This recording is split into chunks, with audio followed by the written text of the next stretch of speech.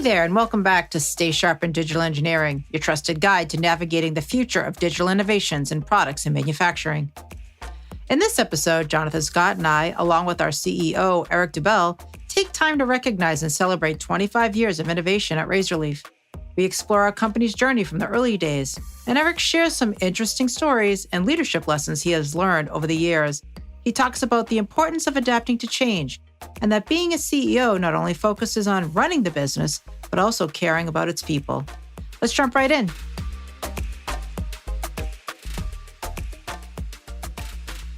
Welcome back, everyone, to Stay Sharp in Digital Engineering, the podcast about all things digital related to products, engineering, manufacturing, services, and more. I'm one of your hosts, Julianne Grant, and I am joined today by my co-host, Jonathan Scott. Hello, everybody. Hey, Jonathan. So today we have an interesting and fun conversation planned. So this year in 2025 is Razorleaf's 25th anniversary of being in business. And we thought we'd take a few minutes and reflect back on some of the accomplishments and some of the things that we may have learned. And to do that, we have invited in Eric Doubell, our CEO. Welcome, Eric. Thanks for having me. Yeah, it's always great to have you on the show. But we figured, you're always a great storyteller. So we wanted to talk to you a little bit today about, what's happened with Razorleaf in the last 24 years. I mean, right, Jonathan? We've been through some things. We have. I've been here for a lot of it, but there are lots of pieces of it that I'm not aware of either. So it's going to be good to talk to Eric about some of this. Good. So if we get started, let's just go from the basics. How did you start Razorleaf? Well, at the time, I worked at a CAD reseller, and I'd gone to work there to start up a services business. And we were going to, he wanted us to do services around internet, networking, and PLM. They'd just become the first or second smart team reseller in North America. And since we were used to selling boxes of software, we weren't very good at selling internet or networking, but we were able to package our PLM implementations and start selling those. And what we found is that we were successful with our early customers, but most of the other resellers weren't. So we started providing our services to other resellers. And as we got more customers, we had to integrate to different CAD systems. And that got really difficult working for a particular CAD system, selling SolidWorks at the time. So we went to split the business off. And we'd worked for a number of months to put that plan together. Me and one of the sales guys with our owner. And at the last minute, the owner had talked to one of his friends, another owner, and he convinced him it wasn't a good idea to do. At that point, we had the business plan. We had been spending months preparing for it. So I just left and with our salesperson started Razorleaf and started working with other resellers to help them implement PLM. I love how the start of that kind of sets the stage for when we're talking about. Obviously, we're having a 25th anniversary episode, and you could calculate it, but just the idea of, we were going to sell internet services. Yeah. Well, the other thing that's ironic with the whole thing is a couple of years after we had established ourselves and it was clear we were going to be able to stay in business for at least a few more years, the original reseller who had that conversation with my owner started a very similar business and did exactly what we had been talking about. So it was kind of a ironic and rewarding thing. The naysayer then comes and follows you. Nice. Well, that's certainly a trajectory. I remember, I guess it was, a couple of years after that or that I came on board and started to become part of the story. But it's always fascinating for me to think back to that's how things got started, right? It was one simple idea about providing value in a specific area that got things started. I have a story I haven't told in a while about how we got Jonathan actually to join the team. So one of the first resellers we worked with was out in the mid-Atlantic states, Virginia, that area. And they had a team of 3 people. Jonathan was kind of their high-end guy who put together the plans and did stuff. And they contracted with us to do a lot of the heavy lifting or help, proof and look at the plans and the solution architecture stuff was put together. But I couldn't figure out how they were making money at it. So I talked with the owners and that maybe we had some ideas if they worked more with us, they could make a little bit more. So we set up a trip to go out and unbeknownst to Jonathan, convince them to disband their PLM group and give us Jonathan. So we go out there, and we got the night before. We're in our hotel and we're having breakfast, kind of planning how we're going to convince them to close down this business. And 9/11 happens. And we're watching it. We're watching it from the Hilton free breakfast. And we all we get on the phone, talk to each other, and decide this is probably no work's going to really happen this week. So then we had to figure out how we're going to get home, come out a couple weeks later and have the same conversation. Wow. But as a result, we convinced them that Jonathan should join us. They should repurpose the other folks on their team. And we look back at it after a year, and they made about 2 to 3 times as much money. And we got someone for 25 years as a result of it. So That's right. It was a good trade. Yeah, it worked out all around. Right. But those are funny memories, right? Because you remember that very specific point in time about what happens in those cases. And yeah, that was back early. Yeah, well, and being that close to Washington when that happened made it really difficult to get out of town. I mean, we couldn't fly back. We had to figure out how to get cars back, and rental cars weren't particularly easy. It was an interesting day. It was an interesting time. I think we could even have an episode alone on that of what happened to everyone around 9/11, because everyone has a story. But it was impossible to get home if you were on the road. Yeah, no doubt. Sure. So what else from the start, Eric? I mean, that's certainly, I remember joining in and lots of things happened that got us from there to here. But anything else about getting started that's memorable? So one of the biggest surprises was kind of all the things you don't think about when you start your business. You have a good plan, you go in, you think you've got everything figured out, you think you know what you want. And then, our model was that we weren't going to have any salespeople. We're just going to be a bunch of smart technical guys. We'd get the best people we could. And since we were successful, customers would come to us and we'd have more business than we could handle. So our business plan basically just figured out how many people we could hire, how many hours they could work, and multiplied it and said, that's how much sales we're going to have. And it doesn't quite work that way. So our first business plan, I was telling someone it was fiction, but I think it's more like fantasy. It was just, if you build it, they will come. Doesn't work for PLM consulting. It's not bad. It's a partial answer, but it's just not enough. Well, to be fair, back in the early days too, I mean, the idea was that there were salespeople that just didn't work for Razorleaf, right? I mean, we were the services arm of other reseller teams that had salespeople, so it wasn't totally crazy. No, and we did actually pretty well with that. I mean, right. But things change over time. That's one of the other big, big things that I realized in the business I've seen now that we've been doing this for so long is that even the services, and our business has a life cycle to it. So it's ironic, we deal with product life cycle, and we're thinking about life cycles of products. Our product is a service, and it's got a life cycle too. We started early on before EPDM for SolidWorks was EPDM. It was a different product. We started with it. We did most of the implementations in North America, and we worked with every reseller that was selling it. We were actually a distribution point and a support point for that product before SolidWorks bought it, and even afterwards. Oh, you got to share the name though, Eric. People will remember that name, Kinesio, right? So we did all those services, and things were just growing. More resellers were selling it. It's a great product. Customers were doing it. It was easy to be successful with. But then as we saw resellers have to provide their own services for it, it's something they sell. So the services we provided to the resellers had to change. We had to move into more difficult stuff. So initially we did all the pre-sales for folks. We did all of the implementation. We did the support. First thing they started doing was doing the pre-sales. So we didn't have to provide pre-sales anymore. Then they started doing basic implementation, and then more complex implementation, then help desk support.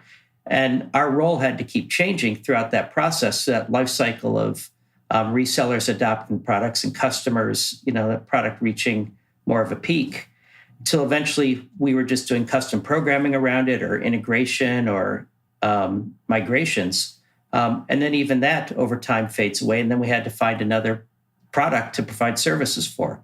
And we've seen that a number of times. That was the first one we saw and the most significant to me, recognizing that our business needed to change on a regular basis for us to stay ahead of our partners and our customers. If it didn't, we were going to be obsolete. Technology doesn't change super fast in our space. There's always new stuff out there, but it's slow to get adopted, but it does change. And if you're not ready. But you know what, Eric, you bring up another interesting point from that that point in time in our business, which is another big shift for us, I think, right? When you think back to our history, and that was adding a second product that we worked for, right? So when we started the business, it was, hey, this product, we know we can do work on it, and off we went. And then when we said, wait a minute, because our skills are transferable as a group, we added another one and said, you know what, maybe there's even more value to us being product agnostic, right? I mean, that's to me another big pivotal moment sort of in the history of Razorleaf. That was because, a lot of folks who did what we did just worked on one product and doubled down, and they focused 100% on that. But I think some of that was both just because we, as technical people, would like to do different things and try different things, but also, if you remember in 2001, there was I guess I'd call it a minor recession, and there wasn't a lot of work to go around. And that got me to thinking that if we just stayed on one product, we were limiting our market, and we could be the victim of the next recession. And, so there's different ways you grow your business. You can focus or you can diversify. We chose diversification, and it's been good for some things, bad for others. But it's kind of became our personality that we wanted to be product agnostic. We wanted to be able to represent what we thought were the best products in the space. And we wanted to not have to say good things about those products all the time because we were dependent only on one product. We wanted to be able to tell customers the good and the bad, the stuff we worked with. So I think that's carried through, and that's really impacted our culture for the most part. I mean, that's part of who we are now. So, Eric, what else have you learned about the business? I mean, you're talking about how you have to learn how to diversify and add new products and things like that. But, what else have you found interesting? Well, I guess a couple of things I found interesting, a couple of things I learned. So one is that running a business really isn't all about business, and kind of the responsibility of that is a different thing as well. One of the, I think about what struck me most in the business, or what made me the most committed to succeed, is that early on, we had a small team. We were all young at the time. So those who have our readers on while we're no longer the case. But just interesting things. So I remember a couple years after we started, one of the folks who worked for me came up to me and said, "My wife and I want to have a baby. We want to start having kids. Is this a good time in the business for us to have kids?" I'm like, I don't remember any of that from my MBA classes in starting a business. That those were discussions and things you need to think about.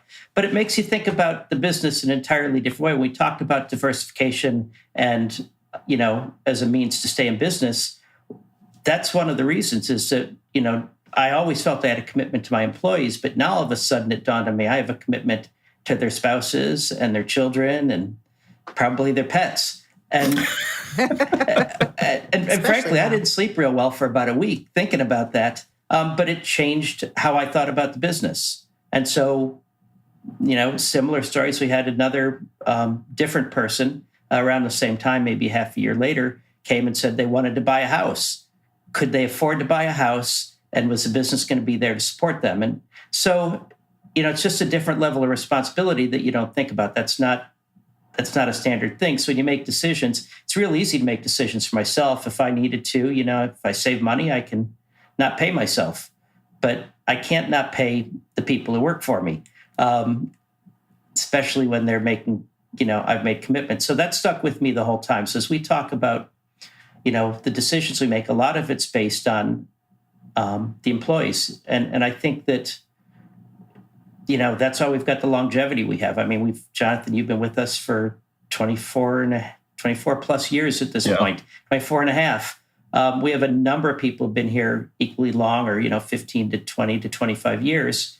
And some of it's because, we try to think about the employees. I mean, you got to think about the business, but that doesn't mean you can't think about the team that you've got.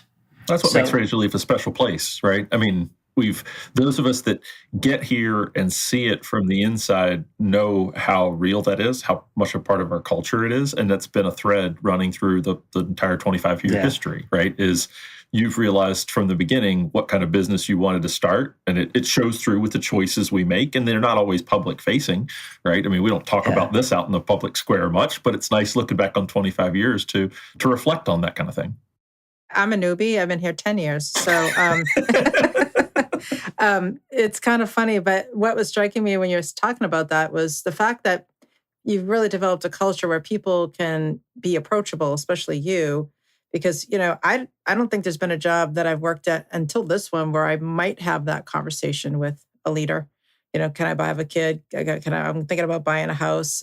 So that level of sort of, genuine caring about this, the well-beings and the lives of your team is interesting, and it's different. I think it's one of the things that makes us different. We even had early instances where some folks we had when they're younger had some debt. They didn't know how to get out of it. So I started to do financial counseling for a couple of people and help them over 3 years work their way out of all their credit card debt and go on to do things that they couldn't have done before. So, I mean, it's interesting the things that come up. But, I look back at a couple of the tenets I had when I started the business. Not only was it, well, we don't want salespeople, but it was also, I had the good fortune of working for a lot of really bad companies. And so I learned a lot of lessons. So some of it was not to make the same stupid people mistakes I saw the companies I worked for make. And I worked at some good companies, but I had one company where they had 160 team development group, and we were putting out a new release, and they had people working 12 to 14 hours. They required them to stay. They asked very firmly, and everyone was happy to stay. But someone ordered pizza at about 10:30 at night to be delivered for all of us, and the boss made that person pay for it themselves, wouldn't pick up the pizza. $50, for 24 people that worked for 20 hours. That seemed like a really short-sighted move. So it was just things like that where you see that,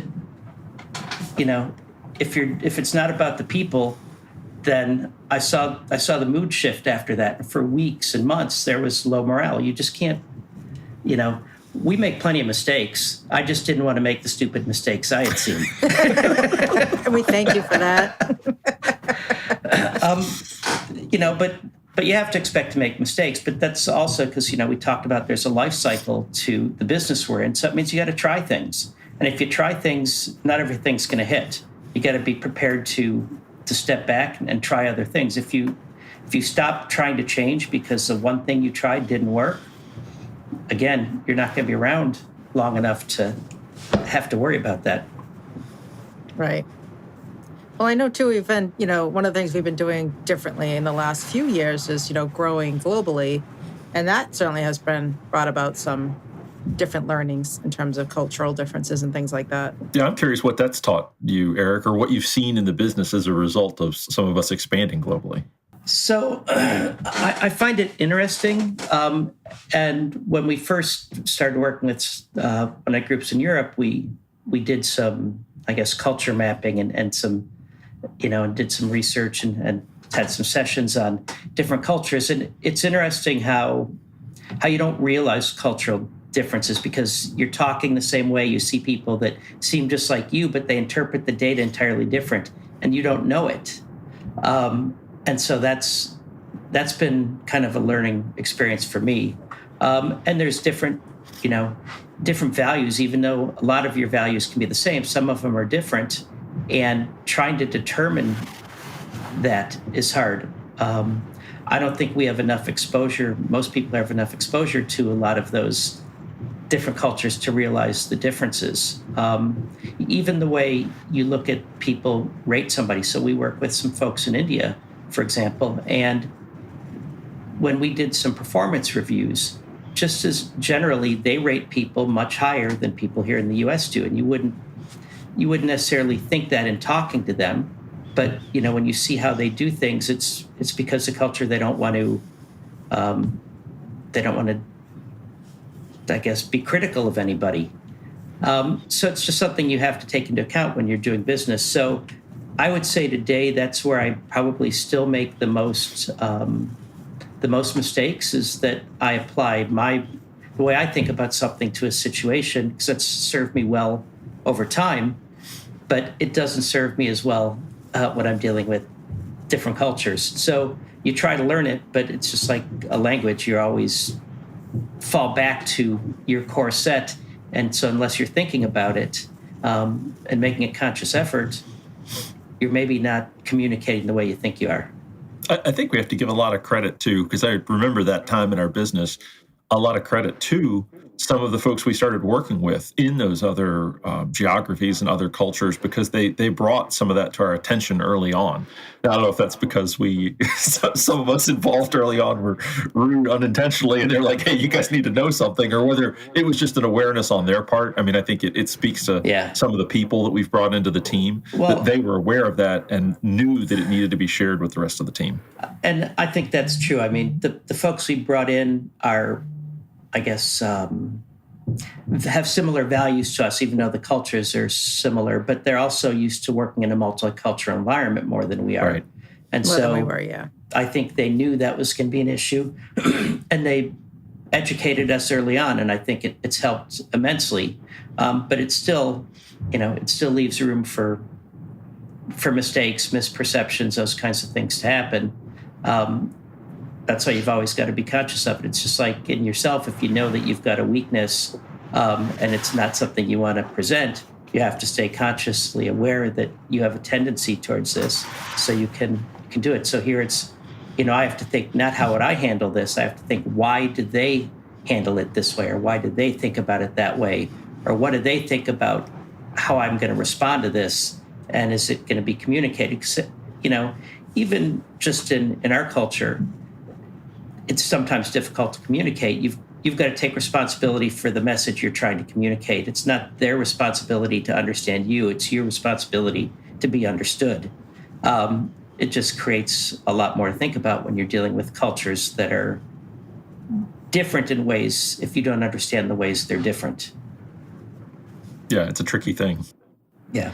Yeah, and America has a very interesting culture, and I've become a lot more aware of it since we've been, growing the business and working with the different European teams and the India team, and it's definitely been eye-opening. So Eric, I want to switch a little bit, right? And it gets to some of the stories you've told already, but I want to know, after 25 years, what would you change, if anything, or what would you do differently? Gosh, what would I do differently? I don't know that there's a lot I would do differently. I think that, some of the things we tried in retrospect, knowing they didn't work, I would try them again, but I would have tried something else and it might not have worked also. So I don't know there's a lot I would change there. I think the biggest thing is that I found is that sometimes, because we've got a people-centric approach, that we make decisions, we take too long to make decisions about things. So an example I have is we had a guy I'd worked with when I worked back at the CAD reseller. He was a great guy. We really wanted to add him. Our team is very outgoing, very dynamic. He was good fit culturally for the team. So I recruited him for a couple of years before I finally convinced him to come over. And we work remote, as folks who work with us know, so we've never really had an office. And this individual worked for us. He was doing great things for us, but we weren't the right job for him because he needed to be in front of people, and we worked remote. So it wasn't satisfying the way it needed to be, but he felt committed to us, and he was doing a good job, so we weren't thinking about it. And so it wasn't a great job for him. We tried to make it a better job rather than just saying, this isn't it, let's help you find something better. He even got recruited and turned down the first 5 offers he got from the company, who kept, improving the offers. I found out, and I sat him down and told him he was being stupid, that was a way better job, and it was much better suited to what he was doing. But he felt guilty and didn't want to leave, just like sometimes we feel guilty when we have someone who's not the best fit. And in the long run, he ended up being much happier once I convinced him to take the job. And so it goes both ways. When you make decisions without trying to be compassionate or because of guilt, in his case, it's not always the best decision. And, so that's the biggest thing I learned is sometimes be prepared to just let things work the way they should. Yeah, pull the trigger even if it doesn't feel the best, right? Sometimes you have to think about that long view in the long term. Is this really going to work? Is it the right thing? Even if in the short term it's tough. Yeah. And then the other thing is, I learned that if your culture is important to your business, and I think in most businesses it is, you have to pay attention to that. So you can have really talented people that aren't a fit, and you're not doing anybody a favor to have them stay. You help them find something that's a better cultural fit. Those are really the lessons that come to me. I guess the other thing, you talked about the long term, and I'm still a huge believer in that. Is that you have to make decisions for the long term. We still do work with Smart Team, and Smart Team has been discontinued for how many years? If we had been saying, "Oh, the vendor has killed that product off, we're going to move on to something else," that wouldn't have been great for our customers. It wouldn't have been great for us. But that long view comes in a lot of different ways. When you think about customers and partners and those things that you want to have persist, I look at some of the things I'm most proudest of the business. And it's some of those weird instances that, are long view kinds of things. Like, we had a customer that out on the West Coast, they're in the aerospace industry, and they used Smart Team. They moved away from Smart Team, so into a product we did do services with. They then moved back to 3D Experience 3 years, a few years later, as they got bought out, and they came back to us to work with us again. And so because of the way we worked with them, and because we took the long approach in how we worked with them, we were able to get a customer back that we enjoyed working with years before when they came back to something we could do. So, we've been talking a lot about people and a lot of the considerations you need to make about, taking the long view and some of the values we hold and all that. But what else do you see as our biggest opportunities moving ahead here? So, we haven't talked a whole lot about technology. We just talked about Smart Team and some of the 3D Experience work that we've done. But, where do you see some of the things moving in the future for Razorleaf? So, we talked about things shifting in a life cycle to things. And I think we're at one of those points again where we're seeing a lot of things changing. So AI is coming into play now. And how's that going to impact the kind of services that people need and the things they do? We're seeing there's a shift in the products. Cloud PLM in the cloud is much more realistic now than it was 10 years ago. We're seeing a lot of people move to that. As you do that, especially if it's a multi-tenant model, there's much less customization or configuration even. So the services we provide has to change to meet that new thing. There's still a lot of planning that's necessary. It's still, process improvement things that have to go on. There's still migration and integration. And so these things become more important where a lot of the base skills that we've had in the past are going to become less important. So we have to be changing our business to support those things. Or even higher level consulting, whether it's the tools you're in or how to make the tools work together. There's still that constant battle with, do you want one suite that has everything, or do you want best of breed, and how do you make that work together? And, that's a continual pendulum swing. So those kinds of things continue to happen. So that's a place where we can add knowledge to our customers. We can give them advice. We can talk about the advantages and disadvantages of those things, and we can help put together a plan to do those. So I think the kind of services we provide have to change, and this is one of those inflection points again. There are also more players coming on the market because as you get AI and as you get cloud, it lowers the barriers to entry in the space we're in. So I think it's a great opportunity to succeed and fail. Yeah, I think it sounds like a little bit of the theme overall of the 25 years, right, is we've had to take those chances and we've tried to leverage what we know and what expertise and experience we bring, but recognizing that sometimes it's going to change, to your point, right? Things are going to ebb and flow in terms of what's popular in the way we do work, what are customers asking for. But I think that, I don't know, if I was to describe from our conversation one thread about the whole history, is that adding value, right? You've always looked for places to add value in terms of, do we have a business that's helping somehow?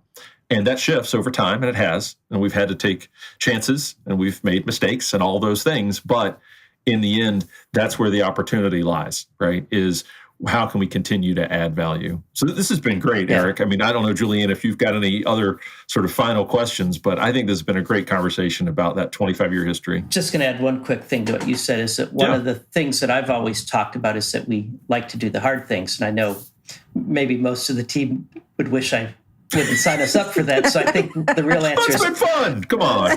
I like us to do hard things. And the reason is because the hard things are things people haven't figured out yet.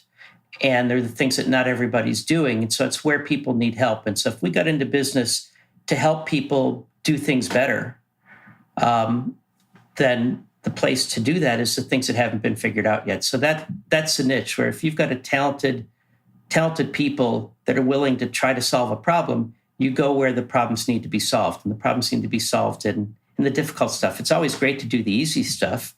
And when people want you to do that, that's great. But who's going to be around to help you with the hard stuff? And so, whenever there's change, there's a gap. And so things are hard for a while, and then they get easy, and then you move on to other things. So I just see it's a continuation, but with different technologies and different tools.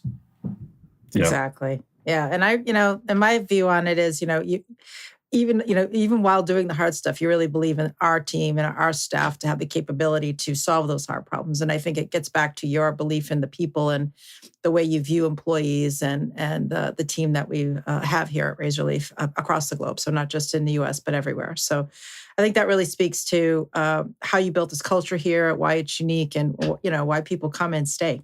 I think people stay for a while. Yeah, that makes me... Yes, we do. Yes, we do. I mean, Maggie's in the background here. She's been, almost 8 years or 9 years, right? So we have a lot of people here, been here for a while. And I think that speaks to the culture and the way you run the business, Eric. So Thank you. And thanks today for this conversation. This was really great. I definitely, it's funny. I hear a lot of stories along the way over the years, but I heard a couple of new ones today. So I didn't know the Jonathan story. So that was great. But, we appreciate the time, and we give thanks to you for all you've done for Razorleaf, Eric. So thank you. Thanks, guys. All right. With that, we are going to close out this episode. If anyone has any questions for Eric or us or about working at Razorleaf, please give us an email at podcast@razorleaf.com, or please give a like to our episode here on social media or make a comment. So we'd love to hear from you. And until next time, everybody, stay sharp. Thanks for being here and listening to this episode of Stay Sharp with Razorleaf. If you like this episode, please be sure to hit the like button and subscribe to our podcast on your favorite podcast platform, or check us out on YouTube. If you have any questions, please leave us a comment on our post or send us an email at podcast@razorleaf.com. Till next time, everybody, stay sharp.